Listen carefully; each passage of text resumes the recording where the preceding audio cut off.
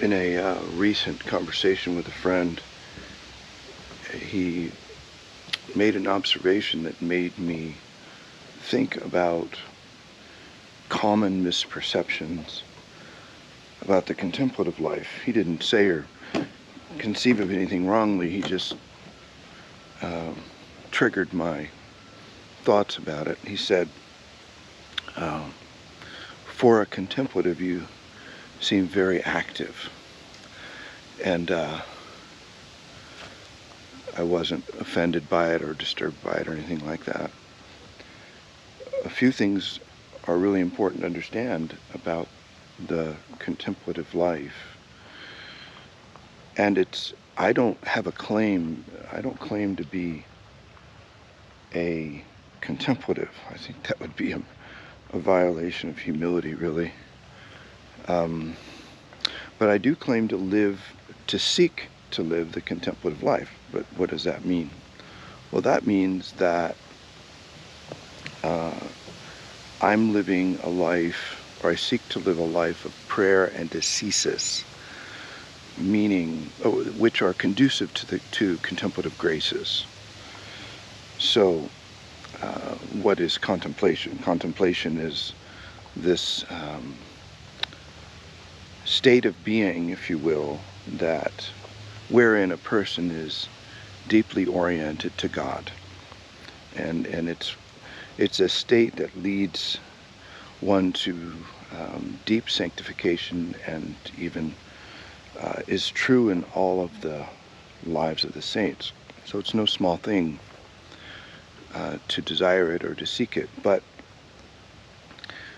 so the contemplative life orients the soul to the graces of contemplation.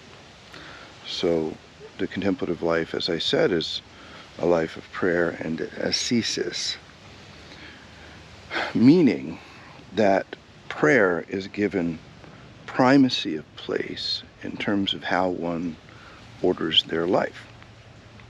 Well, what does that mean specifically? It means that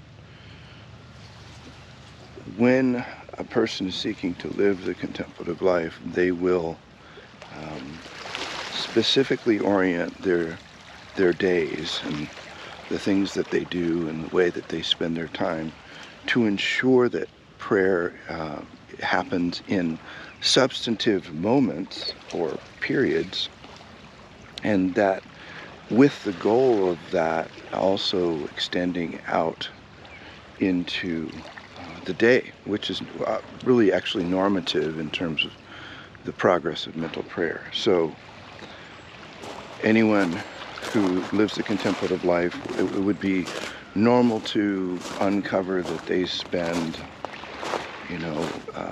hours a day in prayer, even if they are people who are involved in normal kinds of business activities or whatever.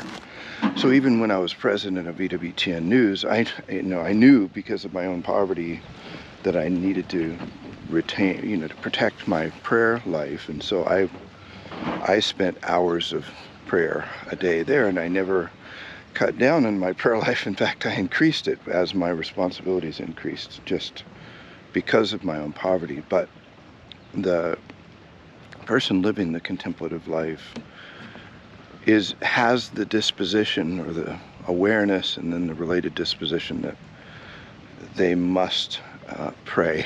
I think is a common feeling among people living the life. But it doesn't mean that a person can't be active while they live the contemplative life. The question is the activity of that person marked by prayer, whether in desire or in actuality? So what does that mean? Well, anyone who's living the contemplative life must spend a substantive amount of time in prayer every day. That said, what normatively occurs when a person spends a great deal of time in mental prayer, and particularly, we're speaking of mental prayer, let's say in the morning, which is the most common the most common time, that bleeds into the day. And over the years, what generally happens, or what normatively occurs, is that prayer begins to permeate their life. So what does that look like? Well, there have been many days in my life. I'm going to make it sound like it's too few, but it's fairly common that that I have the ability to pray while I'm working. So what that doesn't look like, it doesn't look like, petitions and constantly saying, well, Lord, give me this, or what should I do next? It's nothing like that. It's just a constant loving attentiveness to the presence of God. And one of the things that we teach is that we should work at the pace of prayer, try to live at the pace of prayer. So the way that I manage my schedule is I don't ever have back-to-back meetings unless somebody's scheduling for me and they're not doing the right thing. And I